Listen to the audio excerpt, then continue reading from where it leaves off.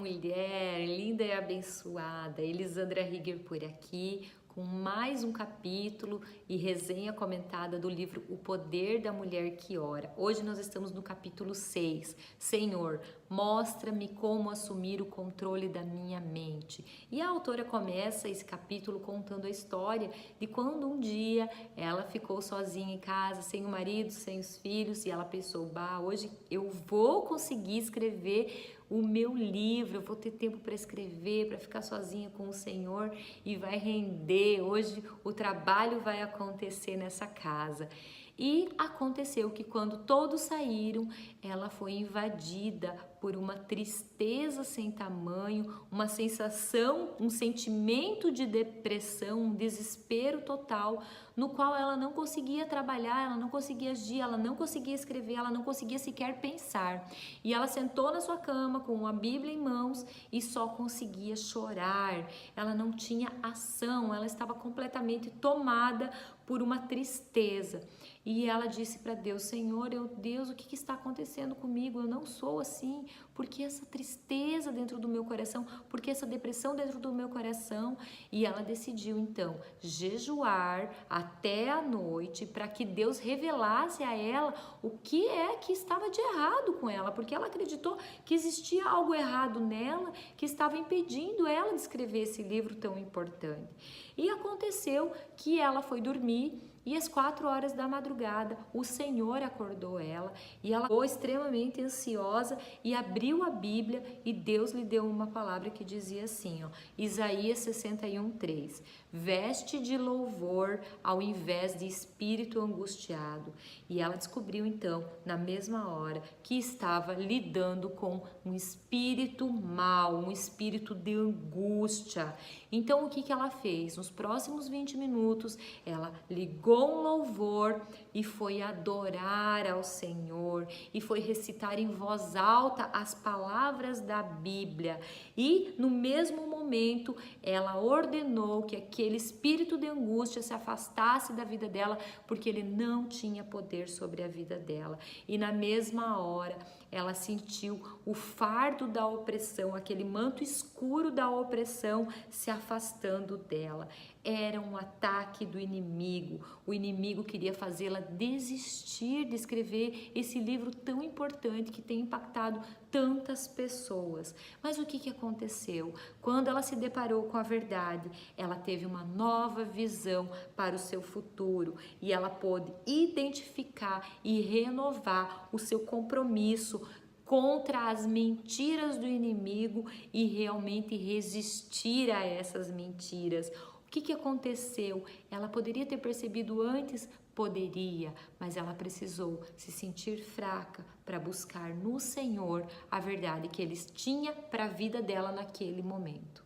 Na palavra de Deus, em Tiago 4:7 diz assim, resisti ao diabo e ele fugirá de vós. Todas as vezes que nós temos o trabalho do inimigo sobre as nossas vidas, nós precisamos nos colocar diante de Deus e falar, Senhor, me ajuda a discernir o que está acontecendo nesse momento. E Deus, que é poderoso, misericordioso e maravilhoso e sonha para nós uma vida abundante, vai nos dar todas as respostas que nós precisamos. E ela dá 3 passos para que nós possamos assumir o controle da nossa mente. Primeiro, 2 Coríntios 10:5, que diz que devemos levar cativo todo pensamento. O que quer dizer levar cativo todo pensamento? Nós temos que entender se esse pensamento vem do Senhor ou se esse pensamento vem do inimigo. Você sabia que muitos assassinos relatam ter ouvido uma voz que lhes diziam como matar a vítima? Sabe esses assassinos serial killer? Então, eles seguiam ordens. Olha como é poderosa a voz do inimigo nos nossos ouvidos. Se esses assassinos seguiam ordens, de quem que era a voz que eles ouviam? Olha só, quando as pessoas não são ensinadas a discernir as vozes em suas mentes, elas não reconhecem nem a voz de Deus e nem a voz do diabo. Nós precisamos estar preparadas para discernir essas vozes. 2. As mentiras que acreditamos. Você já se pegou com pensamentos tipo assim: e se acontecesse isso? E se eu pulasse da sacada? E se eu batesse com o carro no muro? Se eu tivesse dito isso, isso e isso? Ou, ninguém se preocupa comigo, sou uma fracassada, nada que eu faço dá certo. Ou ainda, pensamentos que causam sensações físicas em nós, como calafrio na barriga, fraqueza, lágrimas, irritação. É o inimigo tentando assumir o controle das nossas mentes. A vida tem sofrimento, sim, mas com frequência nós sofremos sem necessidade. Sabe por quê? Por causa das mentiras que nós temos acreditado. Nós podemos escolher: ou nós ouvimos a mentira do inimigo e nos sentimos derrotadas, ou nós podemos vencê-las com a oração, com a palavra, com a verdade e com a nossa fé.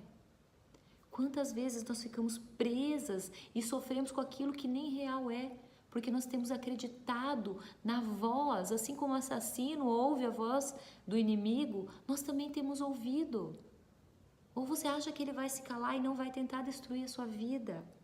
O diabo, ele vai fazer você questionar a palavra de Deus em todo tempo.